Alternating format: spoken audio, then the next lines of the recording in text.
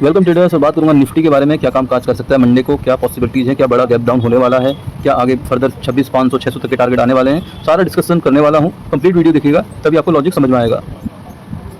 देखिए निफ्टी के अंदर मैं लगातार आप लोगों को अपडेट दे रहा हूँ और अपडेट की जो प्रोबेबिलिटी है वो अच्छी खासी निकल रही है। आप लोग मेरे वीडियो देख सकते हो। सो जो लोग नए हैं पहली बार देख रहे हैं तो तुम कंप्लीट वीडियो देखिएगा और समझ में आए तो वीडियो को लाइक और चैनल को सब्सक्राइब जरूर करिएगा। दोनों मेरी प्रिडिक्शन सही हुई है। मैंने बोला था भाई तेजी पकड़ने का मौका 26,200 टारगेट है, सब कुछ आ चुका है। What next?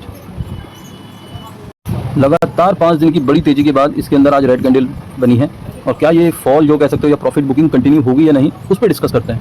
छोटे टाइम फ्रेम से समझते हैं, क्योंकि बड़े टाइम फ्रेम में तुम देखो जब ब्रेकआउट आने वाला था मैंने यही प्रीडिक्ट कर दिया था कि भैया अब बड़ी तेजी आएगी और उसके बाद देखिए रॉकेट बनाइए। इस पर्टिकुलर ट्रेंड लाइन को जैसे इसने थोड़ा अच्छा खासा मूव आ गया। अब आगे की डिस्कशन करेंगे, आगे क्या हो सकता है इसके अंदर। और थोड़ा ध्यान से समझना, ये देखिए ये था प्रीवियस डे हाई, यहाँ पर लिख देता हूँ मैं।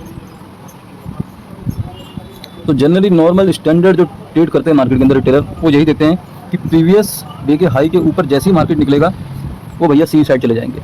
यही होता है यार। ये तो बहुत पुराना मेथड हो गया पहली चीज़, ठीक है, लेकिन अभी भी यही बहुत सारे लोग फॉलो भी करते हैं। और दूसरा क्या सिस्टम होता है कि पहले 15 मिनट का जो कैंडल है उसके ऊपर निकलेगा तो हम सी ले लेंगे। यार यही सब तो दिमाग लगाते होंगे आप लोग, और क्या लगाते हो? कुछ अलग स्कीम लगाते हो तो मुझे भी बता देना। मैंने ज़्यादातर से जिससे भी मैंने बात करी है वो ये दो लॉजिक तो लगाते हैं, ठीक है। Means opening market, opening price का ब्रेकआउट या प्रीवियस हाई का ब्रेकआउट, ये दो सिनेरियो होते हैं। जहाँ क्रॉस होता है वहाँ पर लोग सी साइड घुस जाते हैं, ठीक है। आज भी यही हुआ होगा। ये ओपनिंग प्रीवियस डे का आज की जो ओपनिंग प्राइस है वो उसके ऊपर बुलिश कैंडल से ब्रेकआउट करा और साथ साथ एक कंटिन्यूएशन भी दिखाया। देखिए हरी कैंडल है, ये बिल्कुल हरी कैंडल है। इसके बाद रीटेस्ट भी दिखाया भाई कि आ जाओ मैं अब उड़ने वाला हूँ। फिर ये गया, उसके बाद कैंडल के अंदर कमज़ोर दिख रहे हैं, सारी कैंडल आपको कमज़ोर दिख रही होगी। सब यही सोचते रहेंगे भैया अब बढ़ेगा बढ़ेगा बढ़ेगा। यहाँ पर लोगों ने 26,300 से लेके, मैं आपको बता रहा हूँ 26,500, इसके बीच के जितने सी होते हैं ना, या इस पर्टिकुलर एरिया के, सब ने पॉकेट भर के खरीदे हुए हैं। जिसने भी खरीदे हैं, जिसके पास सी होल्ड है, मुझे बता देना कमेंट पे, ठीक है। मैं आगे बताने वाला हूँ, ध्यान सुनना। उसके पीछे लॉजिक सिर्फ इतना ही था कि भैया कल के डे हाई के ऊपर भी गया था और आज के ओपनिंग रेंज के ऊपर भी गया था, जाहिर सी बात है। लेकिन रेंज के अंदर आ गया ना, फिर होल्ड करने का मतलब नहीं बनता सी साइड में।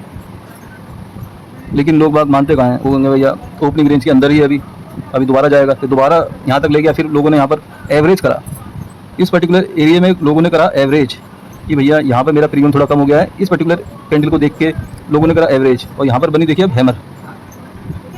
ये देखो आप, ये बनी हैमर। इसके ब्रेकआउट पे भी लोगों ने एवरेज करा, यहाँ तक का लोगों ने स्टॉप लॉस लगाया। मैं सिंपल बता रहा हूँ जो हुआ है मार्केट में। आप लोगों के साथ ऐसा हुआ है तो आप लोग कमेंट पे यस जरूर बताना मुझे, लिखिए कि हाँ भाई इनमें से एक ना एक लॉजिक तो आपका फिट हुआ ही होगा, ठीक है। लेकिन मार्केट ने करा क्या? मार्केट ने बिल्कुल अपोजिट साइड काम करा है। यहाँ पर जिसने सी करा था वो कम्प्लीटली ट्रैप है, पहली चीज़। यहाँ पर जिसने एवरेज करा था या यहाँ पर फ्रेश बाइंग जिसने करी थी वो भी यहाँ पर क्या है? ट्रैप। मार्केट नीचे आता गया भाई, यहाँ से ऐसे करके नीचे आता गया, फिर एक लोअर हाई लगाया, फिर नीचे आया, फिर एक लोअर हाई लगाया, फिर नीचे आया। तो मार्केट के अंदर आज पॉजिटिव था ही नहीं, निफ्टी के अंदर पर्टिकुलर।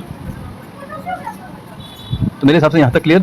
तो सी साइड का ट्रेड नहीं बनना था निफ्टी में। जिस ग्रुप से भी आप जुड़े हो उसने आपको सी की पोजीशन दिलवाई होगी, और दिलवाई है तो यार हाँ जरूर लिखना, तभी तो पता चलेगा भाई किसको कितना नॉलेज है, ठीक है। मैं भी दिखाऊंगा, मैंने एक भी सी की पोजीशन नहीं दी है अपने चैनल के अंदर, मैंने सारी पी की पोजीशन दी है। सिर्फ एक बैंक निफ्टी में मैंने सी लिया था और उसने फर्स्ट टारगेट भी हिट किया है, ठीक है। तो अब आगे क्या पॉसिबिलिटीज़ है? यहाँ पर फंस गए हैं, यहाँ पर फंस गए हैं, यहाँ पर फंस गए हैं। तो इतना मान के चल लीजिए 26,250 इस पर्टिकुलर एरिया के ऊपर जाएगा, जिसकी चांसेज मुझे 1% दिखता है। सिर्फ 1% बता रहा हूँ मैं कि भैया जब ट्रैप करता है ना मार्केट तो जीरो करता है। आप हमेशा ध्यान रखना, ट्रैपिंग की बात होती है जीरो। तो ये जितने भी हैं 26,250 के ऊपर जितने भी सी खरीदे हैं, अगर मंडे को 26,250 के ऊपर नहीं जाता है तो भैया उनके प्रीमियम जीरो होने वाले हैं। ये मेरा वीडियो आप दोबारा उठा पटक के देखते रहना। मंडे को 26,250 के ऊपर जाएगा तभी कुछ चांसेज हैं, 1% चांसेज हैं, ठीक है। ये तो हो गई सी साइड वालों की बात। पी ट्रेड बनना था क्या मार्केट में? पी ट्रेड बनना था क्या? पी ट्रेड दोस्तों निफ्टी में नहीं बनना था, लेकिन जब तक प्रीवियस स्विंग ब्रेक नहीं होगा ना तब तक कोई ट्रेड बनता ही नहीं है। तो हमारे पास जो लास्ट ये बड़ी तेजी आई थी, इसने यहाँ पर जाकर क्लोज करा था। आज खुला, आज यहाँ गया। अल्टीमेटली हमारे पास एक स्विंग ये था, दूसरा स्विंग हमारा नया ये बना। मैं दोबारा बना देता हूँ। एक स्विंग हमारे पास यह है, दूसरा स्विंग है। अब इसके ऊपर निकलता तो तेजी आती, इसके नीचे निकलता तो भैया गिरावट आती। तो आज दोनों में से कहीं नहीं गया। तो आज निफ्टी के अंदर जिसने भी कारोबार किया होगा तो मेरे हिसाब से स्कैल्पिंग करके अगर किसी ने तुरंत प्रॉफिट बुक कर लिया होगा तो उसको फायदा हुआ होगा, लेकिन निफ्टी के अंदर सबको नुकसान हुआ होगा। जिसको नुकसान हुआ है भाई वही बताना, ठीक है। आगे देखते हैं।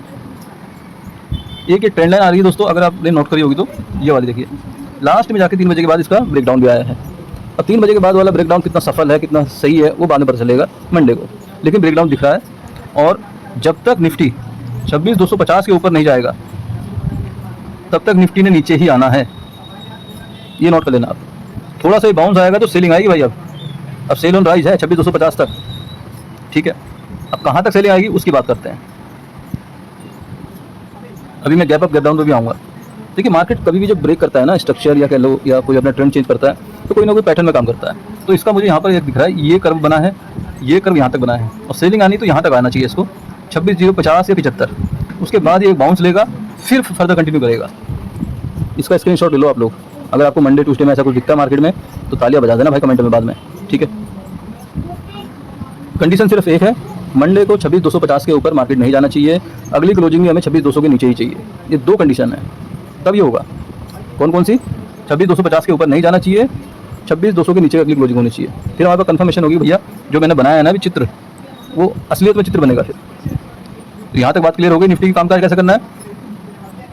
अब मैं गैप अप और गैप डाउन में आऊँगा। देखिए 80% चांसेज हैं कि गैप डाउन ही होगा।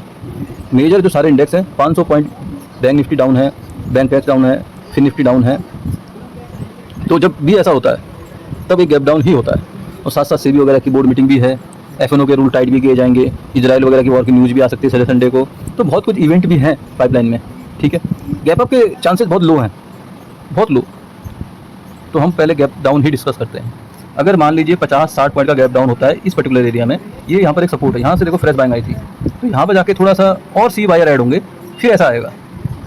तो हमें अगर यहाँ पर मिलता है तो यहाँ पर हमें पी नहीं खरीदना है, हमें पी यहाँ पर खरीदना है, एक बाउंस आने देना है इसके पास, फिर पी खरीदना है, फिर हमें इस टारगेट के लिए बैठना 26,050 के लिए, ठीक है। चाहे मार्केट यहाँ पर खुले, चाहे यहाँ पर खुले, चाहे यहाँ पर खुले, हमें एक बाउंस आने देना है, उस बाउंस पे थोड़ा सा नेगेटिव पैटर्न बने, सीधे खरीद लेना है।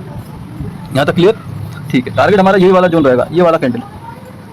इसके नीचे अगर गिरना होगा तब एक बात अलग है, लेकिन इतना बड़ा टारगेट प्रेडिक्ट करना गलत है अभी, क्योंकि रिलायंस कुछ अलग ही लेवल पे काम कर रहा है, वो भी आऊँगा मैं उस पर भी, ठीक है। गैप अप हो गया 250 के ऊपर तो भैया फिर मार्केट फट जाएगा, ये फिर निफ्टी फट जाएगा, ये 26,400 तक से पहले नहीं रुकेगा, ठीक है। तो 250 के ऊपर जाने में शॉर्ट कवरिंग आ जाएगी इसके अंदर। तो सीधा प्लान है 250 के ऊपर सी लेंगे और 26,175 के नीचे पी लेंगे, क्लियर। अब थोड़ा सा लॉजिक देखते हैं इसके पीछे।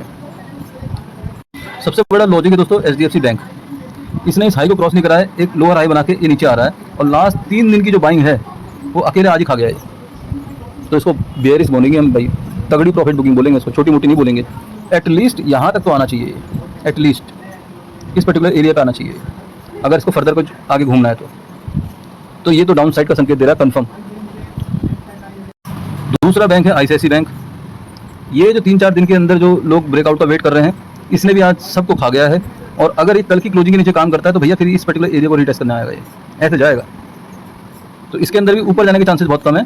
5 दिन की कैंडल अकेले खा रहा है भाई, बेयरिश है ये। SBI दोस्तों साइलेंट रहा है। मैं जो बेयरिश और बुलिश बोल रहा हूँ वो इंटरडे के हिसाब से बोल रहा हूँ, ठीक है। मैं मंडे के हिसाब से बोल रहा हूँ, ये ध्यान रखना, कहीं ऐसा मत सोचना कि मैं पूरा कंप्लीट बेयरिश बोल रहा हूँ। इसने कुछ पार्टिसिपेट कराई नहीं, जहाँ ओपनिंग हुई वहीं क्लोजिंग, बट ये ऊपर जा सकता है क्योंकि इसका गैप पेंडिंग है। असली गेम जो होना है दोस्तों रिलायंस के अंदर होना है। और मेरे लगभग निफ्टी के कह लो जितने वीडियो होंगे उसके अंदर मैंने रिलायंस का चार्ट जरूर दिखाया आपको कि भैया जब तक ये 3100 का लेवल छुएगा नहीं ना, ये सांस नहीं लेगा।